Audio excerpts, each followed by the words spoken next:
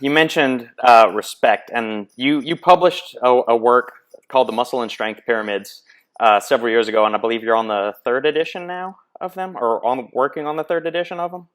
This book sounds familiar. I think it's mine, but yeah, Yeah, we've released the second edition this year. We're not working on the third edition yet, but that would be the next one that comes out sometime in 2020 yeah. something. And Yeah. at the top of the pyramid, you have supplements, and I feel like you've slandered and disrespected the supplement community in general. You've said that they're the least important thing to maintaining results and building a physique. And I'm going to pull a quote here from your own writing. It says, "On the other hand, the supplement industry itself is filled with crap. I can confidently say that 99% of the supplements available on the market don't do anything except burn a hole in your wallet. The majority of products are propped up by sexy marketing and athletes paid to endorse them, with maybe a bit of pseudoscience mixed in as well."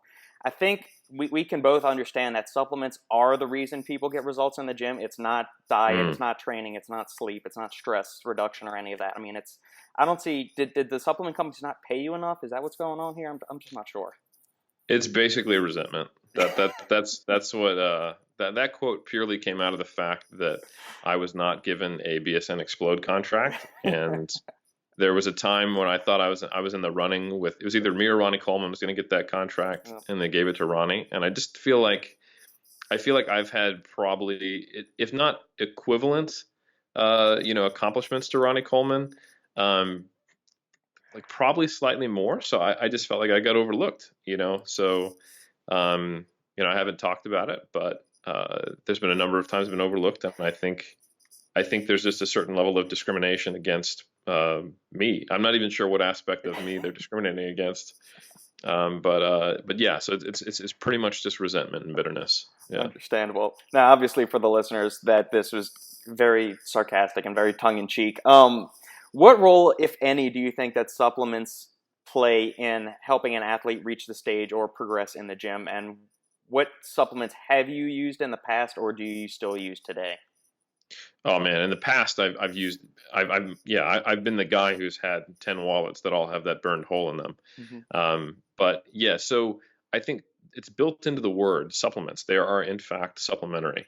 And if we're talking about actual supplements, not like code for hormones, Correct.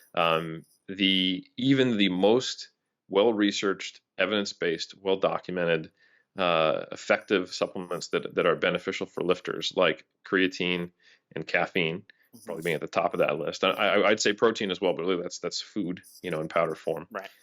or certain things that are just nutritional support, like fish oil or multivitamin. You can make an argument that with the right diet, while those might have a large impact if you have a deficient diet, if you have a great diet, they might not do anything if you already have those things Hmm. well sorted. So kind of the creatine and caffeine, they have a noted, consistent, and substantial ergogenic effect that most people probably would never notice if they were in a long-term placebo-controlled trial, except for the fact that you can't not tell when you're in the caffeine group if you're being given a large dose. Like Right. if you get 6 milligrams per kg of caffeine, you're going to notice the effect in most cases if you're caffeine naive. So that's just kind of the reality of it. So they have an effect, and the ones that work, but it's not huge, and it's probably in the grand scheme of things long term less than 1%, if I had to be honest. But it is something. It is an effect.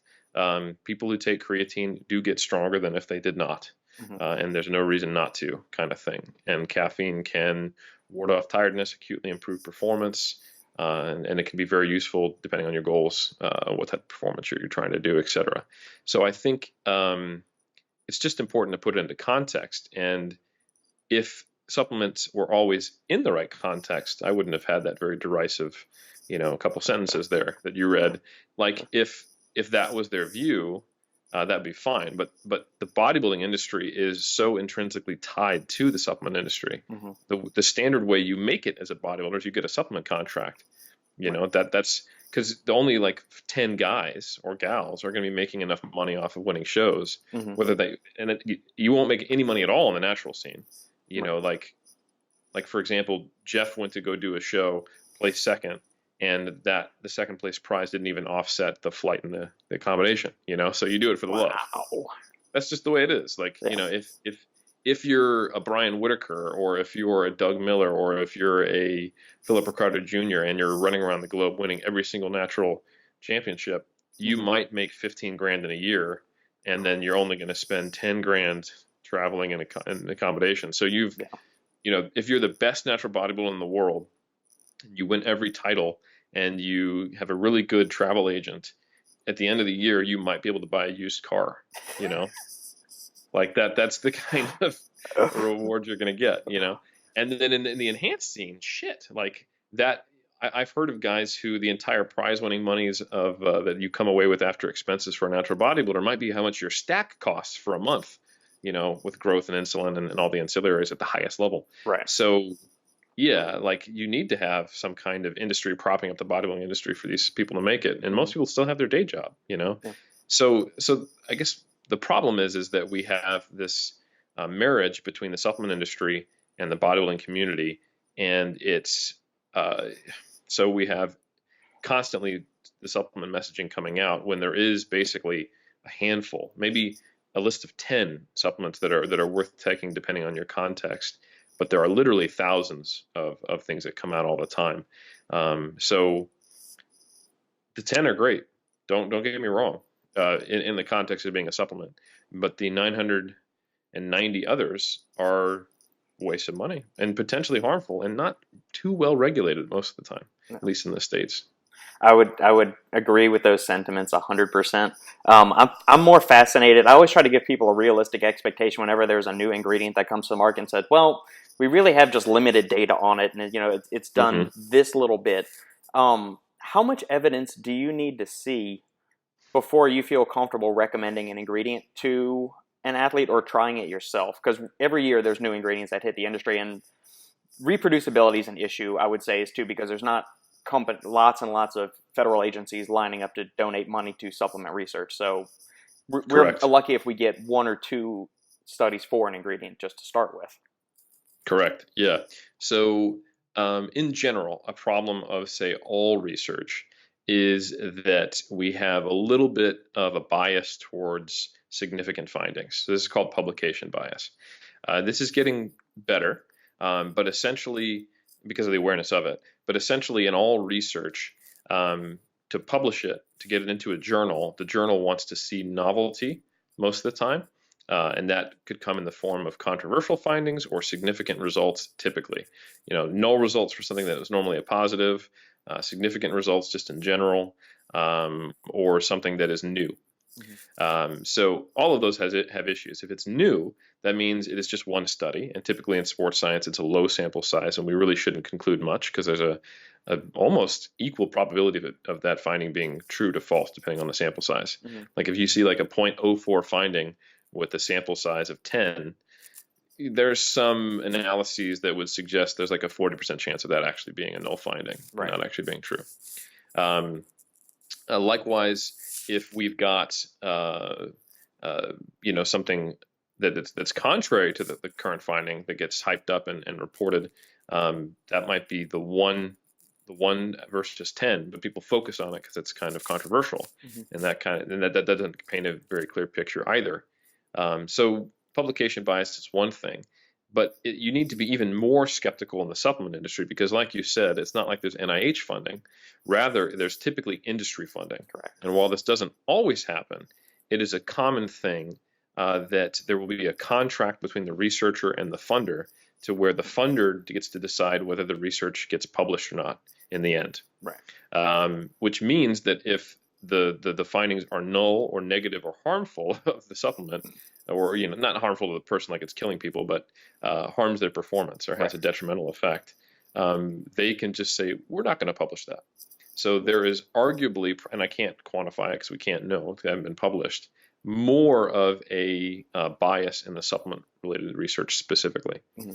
So before I'm willing to actually recommend a supplement, I typically like to see almost meta-analysis level data. So that means we're at the point where we have multiple studies. When we look at all the studies on a given supplement, that when you combine them all together, the effect is measurably positive and not trivial. Which is why that list is pretty short. Yep.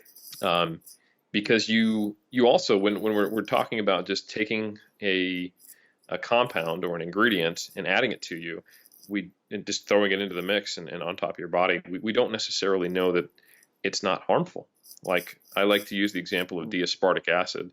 Everyone jumped on taking it because it showed like a 40% increase in endogenous testosterone production in a single human trial back in '09. Hmm. And we're just so in love with testosterone for one, but there was no resistance training outcome or body composition outcome. There's just an increase in testosterone. Right. And then it took a couple years before we actually measured body composition and strength and found no improvement to that at all. So it's like, okay, Exactly. why are we trying to enhance our testosterone? Oh, and by the way, testosterone was not increased in these studies either. And then a couple years after that, we actually had a study where testosterone decreased as a result of taking D-aspartic acid. Yep. So now we don't know if it increases it, doesn't increase it, does we know it doesn't improve performance. That's the one ubiquitous finding. Right. Or does it actually get in the way of your testosterone production? So that's the kind of thing where you don't want to be an early adopter. This isn't like an iPhone, you know. Yeah. You like worst case scenario, like you have to wait for a few more push updates, and then okay, it's working great now, and Yeah. it's better than the last version. You actually want to wait until it's really clear that the supplement works, and multiple laboratories have reproduced the similar finding in multiple populations. And if there hasn't been a meta-analysis yet, one could be done that would probably show a favoring effect. Like, 7 out of 10 studies show a performance enhancing effect, and the other 3 are neutral, not negative. So that's kind of the level of evidence you need for supplements specifically, and you can have a slightly looser criteria for things like exercise science and nutrition research in general, I would say.